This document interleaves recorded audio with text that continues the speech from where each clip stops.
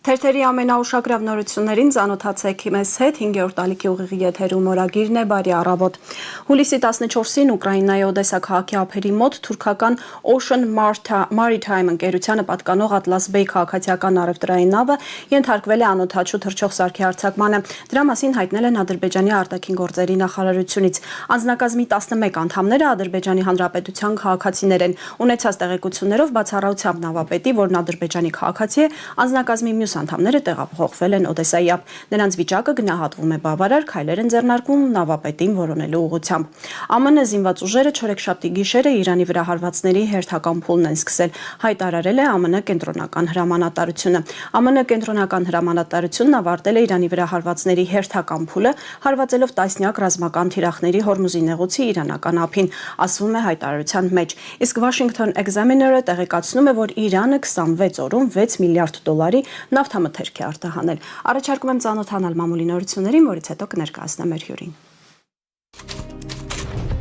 Հրապարակը գրում է. Իշխանությունը Կոտայքի մարզում մարզպետացու է փնտրում ու չի գտնում։ Բանն այն է, որ Կոտայքի մարզպետ Ահարոն Սահակյանը, որն այս օրերին արձակուրդն է վայելում արտերկրում, մի քանի այլ մարզպետների հետ ցանկանում է ազգային ժողով գնալ, падգամավորի խախանդ գործով զբաղվել։ Իհարկե նրա ցանկանալը շատ քիչ է, քանի որ ՔՊԱ-ականների ճակատագիրը կախված է մեկ անձից, եւ այդ անձը Փաշինյանն է։ Նա է որոշում ով, երբ եւ ինչ պաշտոն կզբաղեցնի։ Ազգային ժողով է գնում նաեւ ԵԿՄ ղեկավար Սասուն Միքայելյանը։ Ավելին անգամ հավակնում է ԱԺ պաշտպանության հարցերի հանձնաժողովի նախագահի պաշտոնին։ Ազգային ժողովի падգամավորի մանդատից հրաժարվելու մասին օրերս դիմում է ներկայացրել ՔՊԱ-ական Վաղարշակ Հակոբյանը։ Իսկ ՔՊ падգամավոր Լիլիթ Ստեփանյանն այս օրերին ոչ խոսում է մանդատից հրաժարվելու, ոչ էլ մանդատ վերցնելու մասին։ Մարզում խոսում են, որ եթե Փաշինյանը որոշի, որ Ահարոն Սահակյանն ԱԺ է գնալու, ապա Կոտայքի մարզպետի պաշտոնին հնարավոր է նշանակի Լիլիթ Ստեփանյանին, որն ընդդիմության դեմ գրած ստատուսներով ու ելույթներով կարծես թե նվաճել է Փաշինյանի սիրտը։ Իսկ Վաղարշակ Հակոբյանի հետ կապված Փաշինյանը որևէ որոշում չունի, քանի որ նրան մարզում առավել եւս իր ծննդավայր Ծաղկաձորում չեն սիրում եւ չեն ընդունում, բայց նա շինարարության մեջ է խրված, ուստի կարող է նաեւ որևէ պաշտոն չզբաղեցնել։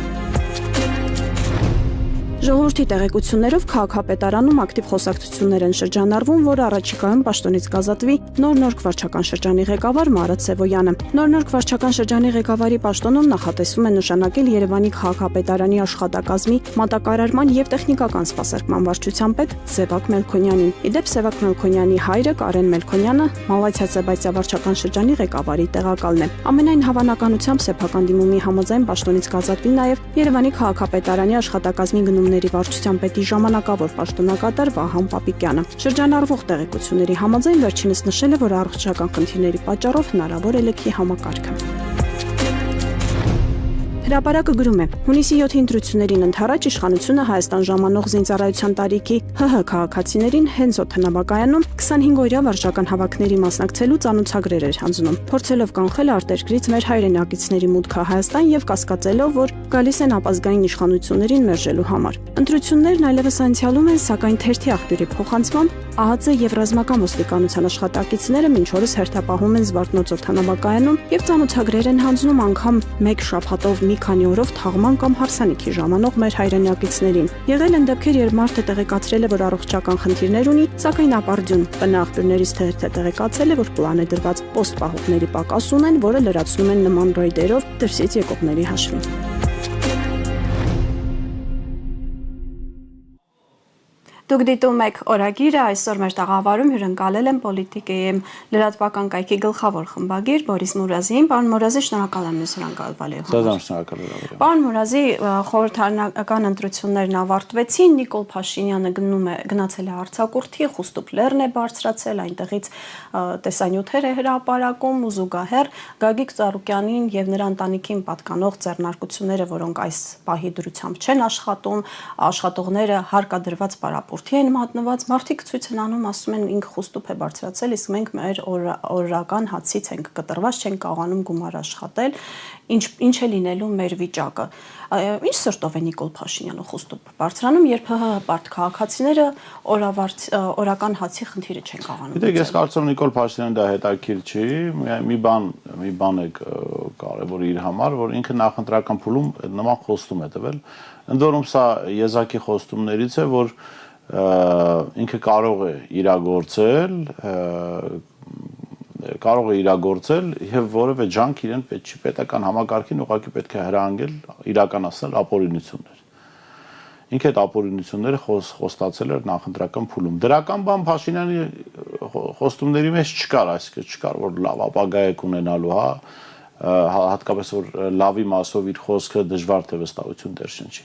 Հիմա այդ իմաստով քաղաքական այս հետապնդումները սպասելի են, ինչ որ տեղի է ունենում ընդդիմության նկատմամբ եւ մասնավորապես Գագիկ Ծառուկյանի նկատմամբ,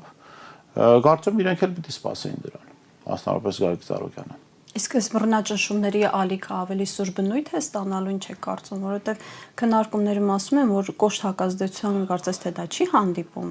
եւ հետեւաբար կոշտ հակազդի։ Հանրությունը, ընդդիմությունը։ Ինչու՞ պիտի հանրությունը կոշտ հակազդի կբացատրեք, եթե քաղաքական առաջնորդները չեն կարողանում կազմակերպել հակազդեցություն, հանրությունը ինքի իր տնից պիտի դուրս գա հակազդի Նիկոլ Փաշինյանը։ Երբեք հանրությունները իրենք իրենցով չեն հակազդում բռնաճնշումներին։ Բռնաճնշումների հակազդեցությունը պետք է կազմակերպվի քաղաքական խմբերի կողմից։ Իսկ քաղաքական խմբերը բավարար չափով լծակներ կամ ռեսուրսներ ունեն համարժեք հակազդեցություն ապահովելու։ Գիտեք, երբեք պետության դեմ պայքարում դու չես կարող բավարար չափով համադրելի ռեսուրսներ ունենալ, որովհետև ինքը տիրապետում է պետական լծակներին։ Եթե դու պետություն չես, դու չես կարող պետության հետ օրվա իշխանության հետ հակադրության մեջ ունենալ համաչափ միջոցներ։ Բայց սովորաբար ընդդիմությունները, գաղափարական ընդդիմության մոտ լինում է մոտիվացիան բարձր, որը լրացնում է այդ ռեսուրսների անհամաչափության բացը։ Հիմա ես կարծում եմ ընդդիմության զգալի մասով, ոչ բոլորի, բայց զգալի մասով չկա այդ մոտիվացիան, որը պետք է լրացներ ռեսուրսների բացը։ Հենց դրա համար էլ Նիկոլ Փաշինյանը կարողանում է անել այն, ինչ հիմա ինքը անում է։ Իսկ ո՞րն է պատճառը, որ այդ մոտիվացիան չկա։ Չկա գիտակցումը այս իրավիճակի անդառնալիության, գիտեք, մոտիվացիան ավելի ուժեղ գտնվում։ Մոտիվացիան լինում է մի դեպքում, երբ մարդը ունենում է նյութականից բարձր արժեք։ Այսինքն լինում է գաղափարական նվիրվածություն, այսինքն լինում է գաղափար, որին ինքը նվիրվում է։ Եվ այդ գաղափարը, որը ոչ նյութական է, իրեն այնքան մոտիվացիա է տալիս, որ նյութական բացը լրացվում է։ Մարդ պատերազմի ժամանակ էլ է այդպես։ Ի վերջո քաղաքական այս գործընթացները այո, ոչ տաք, բայց նման են պատերազմի։ Կան կողմեր հակամարտող, կա ուժ գործադրվող եւ կա հաղթող ու կա պարտվող կողմ։ Կա նաեւ Արցախյան առաջին պատերազմի բանով նայեք, օրինակով նայեք։ Հայկական բանակը Լեռնային Ղարաբաղը չի ունեցել այնքան նյութական միջոցներ, որքան Ադրբեջանը։ Սովետական միությունը Ադրբեջանի տարածքում կարծեմ զենք զինամթերքը առնվազն 500 անգամ ավել էր թողել, որտեղ պահեստներն ավելի շատ էին, քան Հայաստանի Հանրապետությունում։ Բայց այդ զենքի պակասը եկավ լրացվելու մոտիվացվածությունը, գաղափարական նվիրվածությունը եւ բանը եւ կազմակերպվածությունը։ Հայ ժողովուրդը կարողացավ հաղթել թիկունքը, ընդհանրապես հանրության կազմակերպվածությունը եւ առաջին հերթին առաջին գծի կազմակերպվածությունը։ Այս երեք բանը եկան լրացնելու նյութական ահռելի բացը, որ հայկական կողմը ուներ։ Հիմա նույնը եկեք նայենք արդեն ընդդիմություն իշխանություն հակադրության մեջ։ Եթե ընդդիմությունը ունենար քանի որ միշտ ասում են հավաքական ընդդիմություն, դրա համար ասում եմ օգտագործում ընդդիմություն, թեպետ ինձ համար ընդդիմադիր այո շատերն են ընդդիմություն, բայց կա ընդդիմության երկու շերտ ինձ համար, կա Նիկոլ Փաշինյանին մարտավարական ընդդիմություն, այսինքն խմբեր մարդիկ, որոնք համաձայն են այն օրակարգի հետ, որը սպասարկում է Նիկոլ Փաշինյանը, այն է իբրև թե Հայաստանը տանել արևմուտք, բայց իրականում դա արևմտյան ադրբեջանացում է Հայաստանի կամ Թուրքիայի տակ հայտնվել է։ Ուղղակի համաձայն չեն, որ Նիկոլ Փաշինյանը դա անի, ասում են Փաշինյանը ավելի վատ է անում, չգիտեմ։ Մենք ավելի լավը կանենք։ Փաշինյանը ժողովրդավար չէ, այ որ մենք գանք կլենք ժողովրդավար, այնպես ինչպես օրինակ Մակրոնի սրտով ավելի լավ քայլեր կանենք։ Եվ կա ռազմավարական ընդդիմություն, մարդիկ, ովքեր դեմ են Նիկոլ Փաշինյանի օրակարգին, անկախ նրանից, այդ օրակարգ սպասարկող գլխավոր դեմքի ազգանունը ինչպեսին է։ Փաշինյանը, Պողոսյանը, Պետրոսյանը, չգիտեմ, Մարտիրոսյանը։ Եվ անդիմությունը պիտի ունենար այդ մարտավարական անդիմությունը այդ առումով մոտիվացիայի պակաս ունի։ Այ ռազմավարական անդիմադիր մոտեցում ունեցողները, որոնք մերժում են Փաշինյանի օրակարգը, իրենք թվականակով ավելի քիչ են, գուցե նաև անհատների մակարդակով, բայց իրենց մոտիվացիան բարձր է եւ հաջողությունը այդ կողմից է գալու։ Դրա համար այն ինչ որ Փաշինյանը անում է հիմա սпасելի է, այն ինչ որ դիմադրությունը որ պակաս է, նվազ է, մենք այդպես ակտիվ դիմադրություն չենք տեսնում, դա էլ է հասկանալի։ Այսինքն հանրության մեջ շերտերը պատրաստ չեն այդ շրջադարձային հանրության հետ խնդրում հանրությանը որևէ մեղադրանք չէ, հանրությունը ամեն ինչի պատրաստ է։ Քաղաքական միավորները, որ պիտի կազմակերպեն, այ իրենք պատրաստ չեն մեծ մասը։ Արցախյան առաջին ազատամարտի։ Տեսեք, ներողություն եմ, խնդրում, նախընտրական փուլում, օրինակ,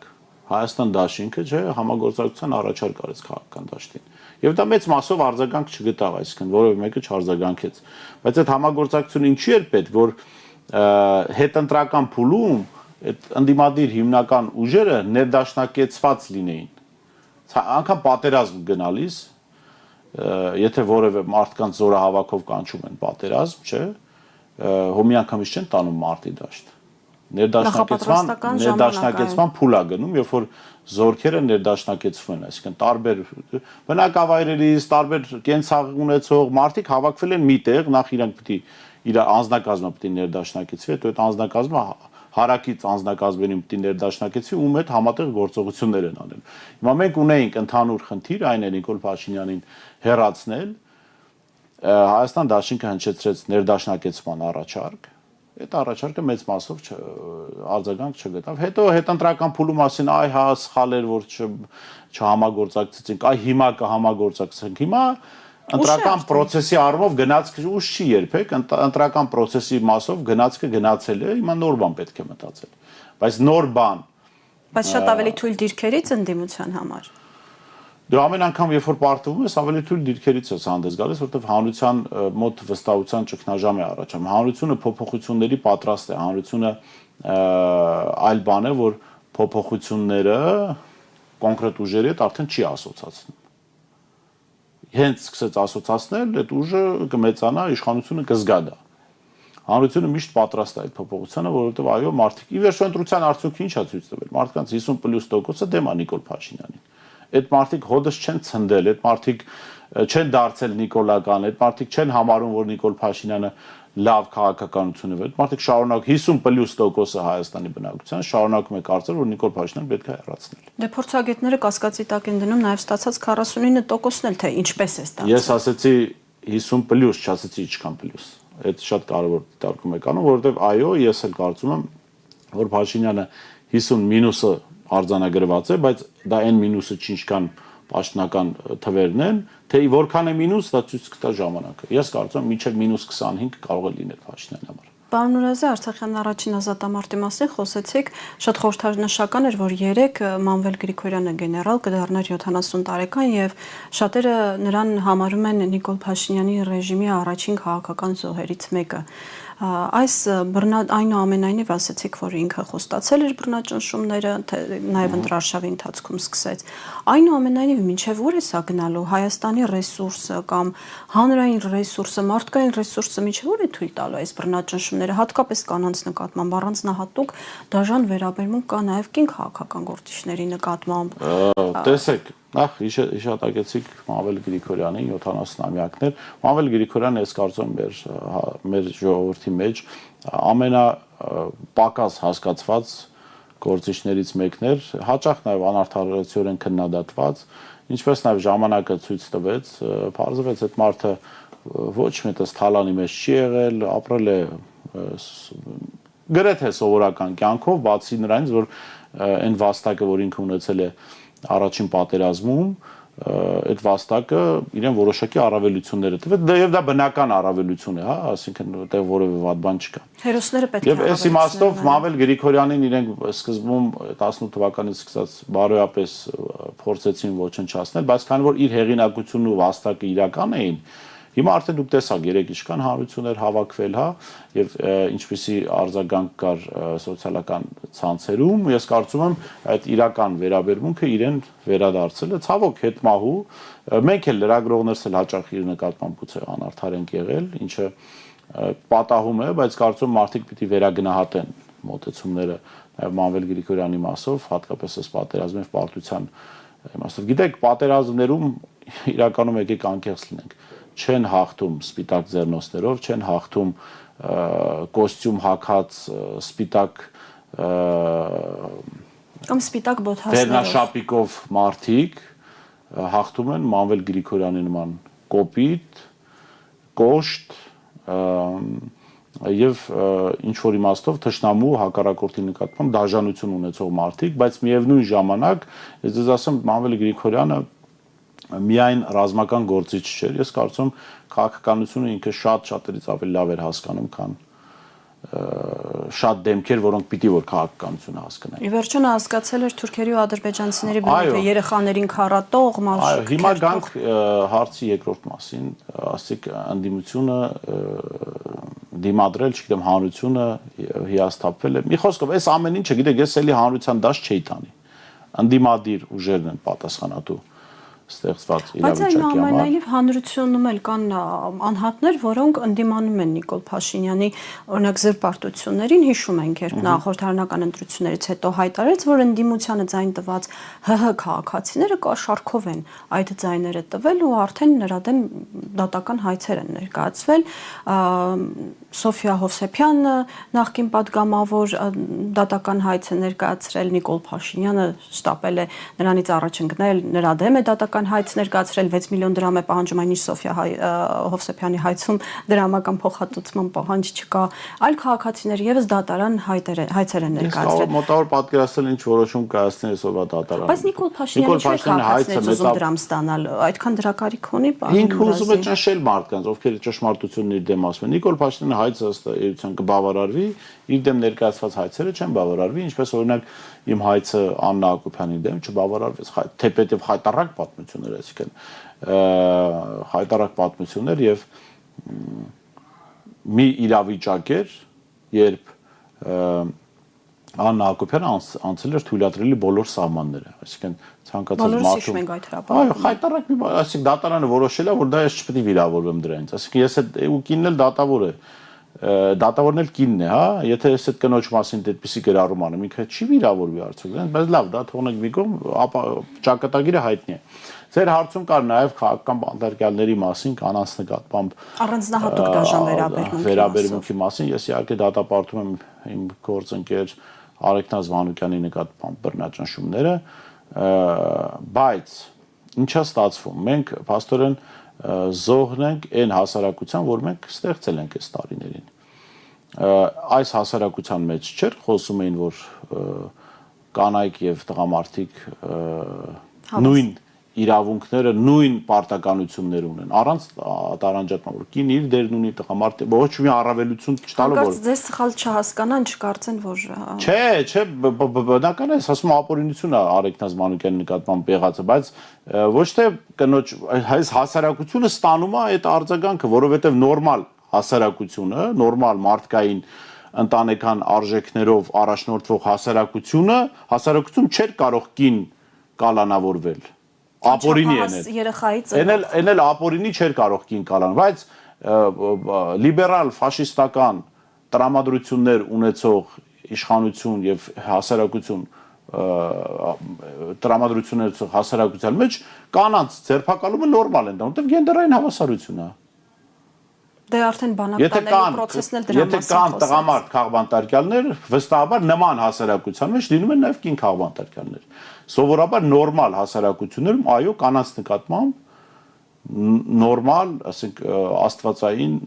կանոններով առաջնորդվող հասարակության մեջ կանանց նկատմամբ ավելի այլ վերաբերմունք կա եւ մեր հասարակության մեջ էլ պիտի այդպիսի վերաբերված լիներ, բայց քանի որ Նիկոլ Փաշինյանը լիբերալ ֆաշիզմ է, Նիկոլ Փաշինյանը ոչ մի նշանակություն չունի Արեգնազ Մանուկյանը կին Արեգնազ Մանուկյանն է ապօրինի կալանավորում, թե ասենք տղամարդ Գագիկ Ծառուկյանին կամ տղամարդ Անդրանիկ Թևանյանին։ Փաշինյանի համար սեր չկա, ինքն էլ անսեր։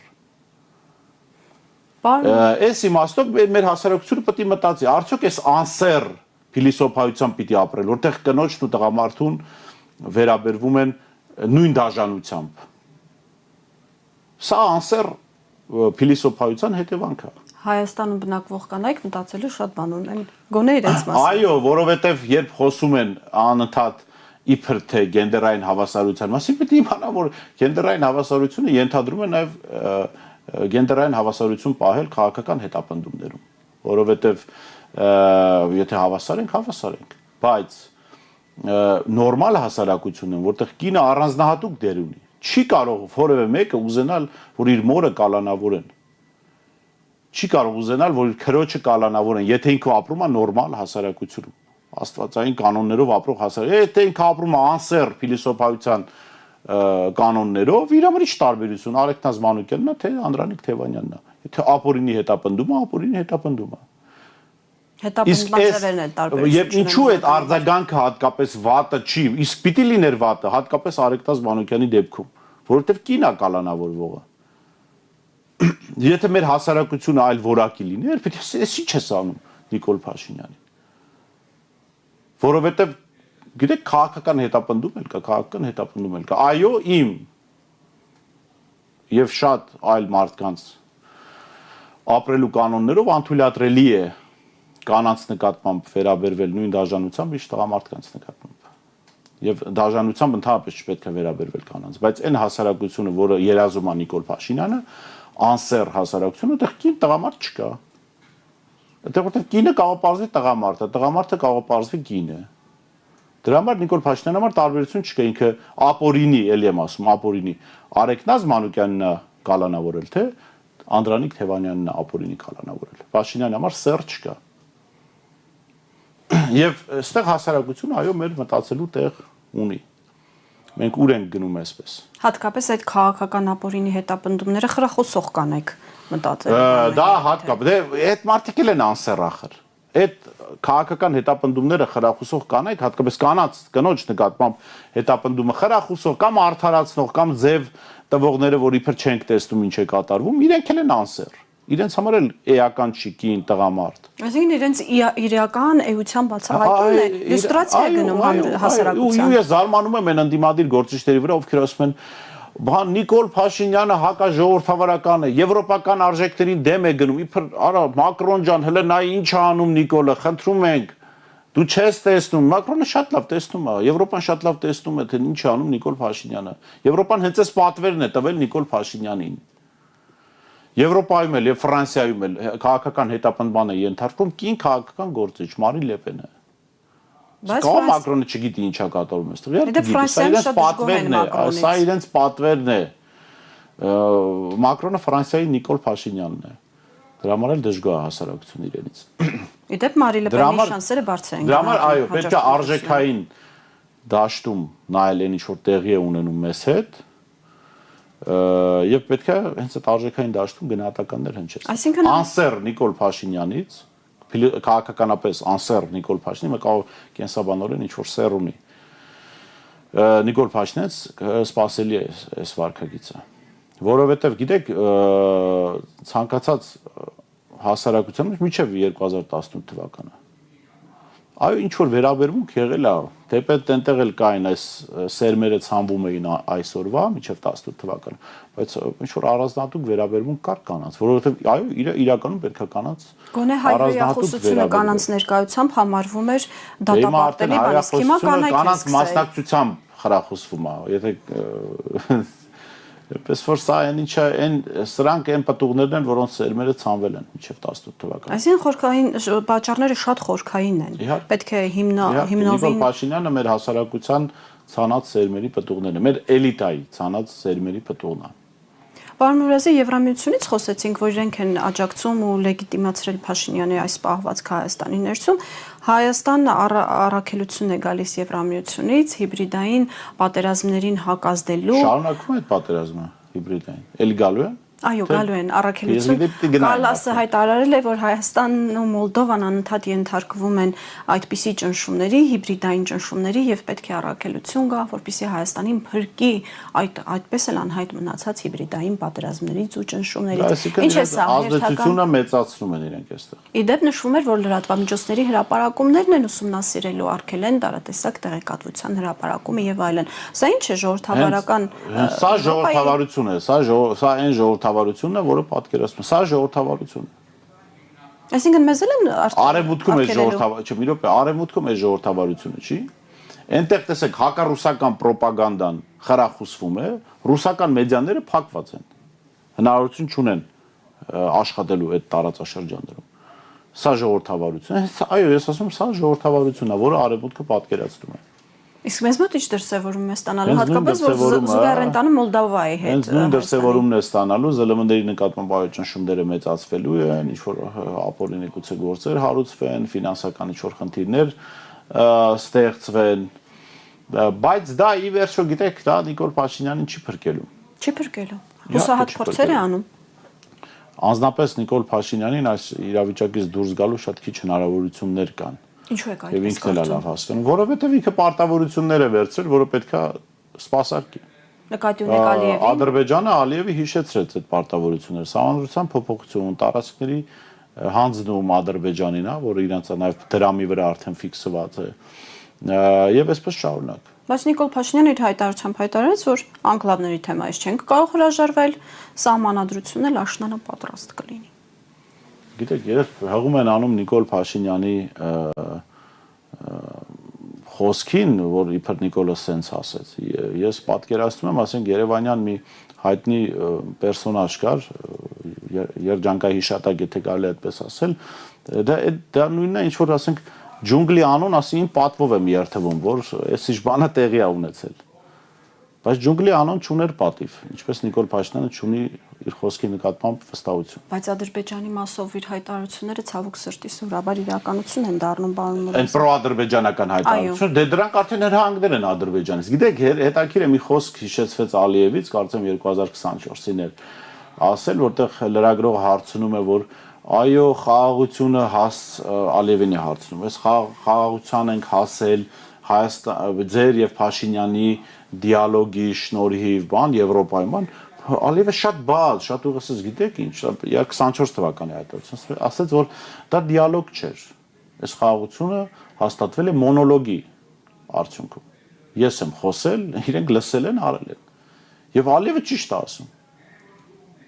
Սա մոնոլոգ է, սա դիալոգ չի, սա այստեղ բանակցություններ չկան։ Փաշինյանը գնում, ստանում է հրահանգներ, գալիս է հրահանգները կատարելու։ Եվ հիմա ունի կոնկրետ հրահանգներ, սահմանադրության փոփոխություն։ Ես ձեզ վստահեցնում եմ, որ ադրբեջանցիների վերադարձի հարցն էլ կա։ Այո, այդպեսին ԱԲՆ-ն է։ Հանձնման հարցն էլ կա, ադրբեջանցիները շարունակում են այդ թեմաները թարմ պահել։ Այլ բան, որ մեր հասարակությունը չուզեց դրա մասին լսել, այդ վտանգների մասին, դա էլ հասկանալի է, պատերազմից հոգնած հասարակություն է։ Պատերազմից հոգնած հասարակությունը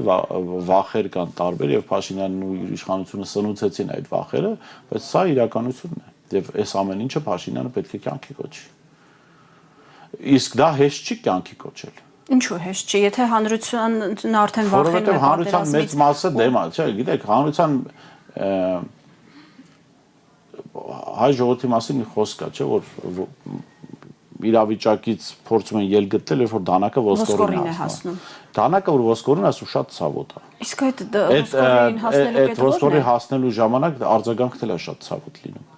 Այո, գուցե համբեր են, ժողովուրդը համբերի։ Աստված մի արասը, որ դանակը ոսկորին հասավ։ Այդ ժամանակ կարող է հայ հասարակությունը քարը-քարին չթողնել։ Ու դրանից միայն Նիկոլ Փաշինյանը չի դուժելու։ Դուժելու են բոլորը։ Դա համար եւ քաղաքական էլիտան պիտի այնպես անի, որ դանակը ոսկորին չհասնի, որ ժողովուրդը, ասենք մարդը իր գործը չթողնի այգում, եղանը վեկալած, վերցրած գա Երևան հարց լուծելու, որ ժողովուրդը շարունակի եղանով, բահով, համակարգչով, չգիտեմ, իր գործով զբաղվել եւ էլիտան այս խնդիրը լուծի։ Պարոն Մուրադյան, շատ Թե չէ որ ժողովուրդը եկավ, շատերը սիրամարգի տեսք են ստանալու։ Ու խոսքը միայն իշխանության մասին չի, որովհետև ամբողջ էլիտային է սա վերաբերվում։ Այսինքն ժողովրդական ցասումը Այո, որովհետև եթե կներեք, եթե մարդիկ էլիտա են ու հարցը չեն կարողանում լուծել, ժողովուրդը որ եկավ, էլ աջ ծախ չի նայելու։ Հետո թող ժողովրդին ու հանրությանը Իհարկե, չմեղադրեն։ թող այդ ժամանակ չմեղադրեն։ Եվ ցանկացած դեպքում, երբ ժողովրդի ցանկացած ժողովրդի մոտ դանակը ոսկորիտ է հասնում, ինքը էլ արդեն աջ ծախ չի նայում։ Եվ դա լավ տեղ չի տանում միանշանակ։ Բայց Այո, ժողովրդի մոտ պատժիչ, դա աստծո կամոք է այդ պատիժը իհարկե գալիս, պատժիչ գործողություն անում, հետո մարդիկ սկսում են երկար տարիներ փորձել խելքի գալ։ Բայց դա պետականության գինը չի արժենա, մեզ հատկապես որ շատ փորձագետներ ասում են Նիկոլ Փաշինյանն ինքն է տանում այդ կետին կարծես թե։ Ինքը շատ դաժան հետևանքներ կարող է ունենալ։ Այս ժողովրդական ցասումը շատ դաժան հետևանքներ կարող է ունենալ, տարբեր պետականության համար վտանգի։ Տարբեր դրսևորումներ կարող է։ Պետականությունը էս էլիտայով էլ է վտանգի ենթարկված առանց ժողովրդի ցասման, հա։ Այսպիսի էլիտայի դեպքում ժողովրդի ցասում պետք էլ չի, որ պետականությունը հիմա վտանգի է ենթարկված։ Բայց ժողովրդի ցասումը կլինի պատիժ էլիտայի համար, որը այս խնդիրը չլուծեց փաստորեն։ Եվ սրա մասին պետք է իրականում մտածել։ Այսինքն Նիկոլ Փաշինյանի շատերի որակմամբ բռնապետական ռեժիմը երկար կյանք այնուամենայնիվ չի կարող ունենալ։ Կհասցնի Ալիևին խոստացած Գուցե չհասցնի, Նիկոլ Փաշինյանը կուզենա որ հասցնել։ Ես չեմ ուզում, գիտեք, հույսեր տալ մարդկանց, որ համբերեք Փաշինյանին քիչ է մնացել, գուցե շատ բան էլ հասցնի։ Բայց պատիժը լինելու է անպայման։ Այսինքն դուք կարծում եք, եթե մարդիկ իրենց հավատացյալ են համարում, դուք կարծում են այս ամեն աղետը, որ Փաշինյանը բերում է, դրան աստվածային պատիժ չի լինելու։ Փաշինյանն էլ է, չէ, իրեն հավատացել համարում։ Դե ասում է։ Ինքն էլ գիտի, չէ, որ պատժվելու է։ Ասում է, բայց քայլերը հաստատ դիքը կարդացած կլինի, գոնե գիտի դրա մասին։ Եվ չի կարող այս ամեն ինչը հենց այսպես հասկանում եք, հազարավոր տղաներ ուղղակի տարվել ու պատերազմի դաշտում սպանվել են։ Այս գլխավորապես իշխանության, բայց նաև քաղաքական էլիտայի գործունեության հետևանքով աղետները հայ ժողովուրդը տեսել չի կարող դա անպատիժ անցնել։ Առաջին հերթին Փաշինյանի համար, հետո նաև էլիտայի համար։ Բայց հանրության մասով նաև ասում են, որ կարճիշողություն ունի, արագ մոռանում են։ Երբեք կարճիշողություն չի ունենում։ Ենթագիտակցության մեջ միշտ էլ հիշում է։ Քաղաքական միավորներ կան տարբեր երկրներում, որոնք ասենք 100 տարի առաջ, 150 տարի առաջ ժողովրդի գլխին աղետ են բերել, իրենց թվում է թե ժողովուրդը մոռացել է, բայց ժողովուրդը չի մոռացել, այդ մարդիկ միշտ այդ քաղաքական միավորներն միշտ պատժված են մնում։ Ժողովուրդը կարճիշողություն չունի։ Այլ բան, որ այս ռոպեական բաները հիմա լավ, ժողովուրդը արդյոք կարող է մոռանալ, որ Փաշինյանը հանձնել է Արցախը։ Չի մոռանալու։ Բայց ժողովուրդը կարող է մոռանել, որ Փաշինյանը, ասենք, հարբած Շուշիում տրնգի է տվել։ Էդի էպիզոդը, ասենք, փոքր դրվագ է, որ դրա հիշելու կարիքը չկա էլ։ Բայց գլխավորը, որ Արցախը հանձնել է Նիկոլ Փաշինյանը, ժողովուրդը դա հիշելու է։ Չի կարող մոռանալ։ Այն բանը, որ Արցախը, որ ազատագրվել է, ասենք, Մավել Գրիգորյանի զորահրամանատարների, Ռոբերտ Քոչյանի քաղաքական մասնակցությամբ, ռազմաքաղաքական մասնակցությամբ, այդ օրվա էդ էլ չի մոռացել ժողովուրդը։ Իհարկե, հետ էլիտայի այլ արածներ էլ է հիշում, բայց նաև հիշում է, որ այդ մարդիկ ազատագրել են Արցախը։ Գլխավոր բաները ժողովուրդը երբեք չի մոռանում։ Իսկ Փաշինյանի հայտարարությունը, որ սահմանադրական մեծամասնություն, եթե չունենանք սեպտեմբերին ավերիչ պատերազմ է լինելու, պարզապես հայտարարություն էր, թե այնուամենայնիվ որոշակի գործընթացներ լինելու են։ Այդ հայտարարությունը մտահոգություններ առաջացնում է, որովհետև այո, Փաշինյանը պիտի փորձի Ալիևի հրահանգները կատարել, դրա համար պետք է սահմանադրական մեծամասնություն։ Ես մտավախություն ունեմ, որ օրինակ Նիկոլ Փաշինյանը կարող է Ադրբեջանի կողմից թելադրված սահմանադրական նախագիծը բերել խորհրդարան եւ ասել սիրելի ժողովուրդ, սա այն նախագիծն է, որը թույլ չի տալու պատերազմ սկսել, որպեսզի պատերազմ սկսվի։ Մենք չունենք բավարար ձայներ։ Հիմա կամ ընդդիմությունը քվեարկում է այս նախագծի օգտին ու պատերազմ չի լինում, կամ չի քվեարկում, այդ դեպքում պատերազմի պատասխանատվությունը ընդդիմության վրա է մնում։ Ինքը կարող է այսպիսի բան ասել։ Փորձել ընդդիմության։ Դրա համար ընդդիմությունը այսօրվանից պետք է մտածի, թե ինքը ինչ է անելու խորհրդարանում, ինչ քաղաքական օրակարգ է գեներացնելու, հա, որ դիմադրի որ ստիպի Նիկոլ Փաշինյանը դիմադրի այդ օրակարգին, ոչ թե ինքը դիմադրի Փաշինյանի օրակարգին։ Իսկ հնարավորություն ունի ընդդիմությունը։ Շատերն ասում են Նիկոլ Փաշինյանի դիրքերը ճիշտ է, սահմանադրական մեծամասնություն չունի, բայց լծակների կառավարման առումով շատ ավելի ուժեղ է, քան 21 թվականին, որովհետև հասցրել է բոլոր ոլորտներն ու համակարգերը իր ձեռքի տակ վերցնել, կոպիտ ասած։ Հա, բայց այդ ոլորտներն ու համակարգերը մարդիկ են։ Եթե այդ մարդիկ, որոնք հրահանգներ պիտի կատարեն, հենց զգան, որ ժողովրդի մեծ մասը դեմ է Փաշինյանին եւ որ ժողովրդի մեծ մասը պատժելու է իրենց ապօրինությունների համար, այդ մարդիկ ապօրինի հրահանգներ չեն կատարի։ Ու պատիժը կարող է տարբեր լինել, ասենք պատիժ թող մի անգամ չհասկանան ֆիզիկական, ասենք մարդը կարող է մերժված ոստիկան, հա, ասենք իր կինը, իր երեխաները իրեն մերժում են, իր ընտանիքի անդամները, ասում են դու վատ մարդ ես, դու վատ համակարգի ես ծառայում, հարսանիքների չեն կանչում, կնունքների չեն կանչում, թաղմանտեղերից լարում են, ասում են գնա դու ամոթա որ դու գաս ես թաղմանտեղ, որտեվ այս մահացած մարդը, եթե մի շանս կար դրախտ ընկնելու, հաստատ քո ներկայությունից հետո դժոխք կան գնելու։ Իսկն այս պատիժ ասելով ֆիզիկականի մասին չի միայն խոսքը։ Բայց այն հանրային ցասման դեպքում նաև ֆիզիկական պատիժա լինելու, երբ որ ժողովուրդ ուղակի թքած ունենա այս համակարգերի վրա, ասի դուք չեք կարողանում հարցը լուծել, հիմա ես իմ գործը, իմ գյուղում, իմ գրասենյակում, իմ աշխատավայրում թողնում եմ ու գամ այս հարցը ոնց գիտեմ այնց լուծեմ։ Ժողովուրդն էլ դաժան ձևով է լուծելու այդ հարցը։ Այսինքն եթե ոչինչ չփոխվի, այս ավարտն ենք ունենալու։ Եթե ոչինչ չփոխվի, ապա վատ է լինելու բոլորի համար։ Պարոն Մուրազի, շնորհակալ եմ հետաքրքիր զրույցի համար։ Հարգելի հեռուստադիտողներ, օրագրի ժամանակը սպառվեց, կհանդիպենք վաղը։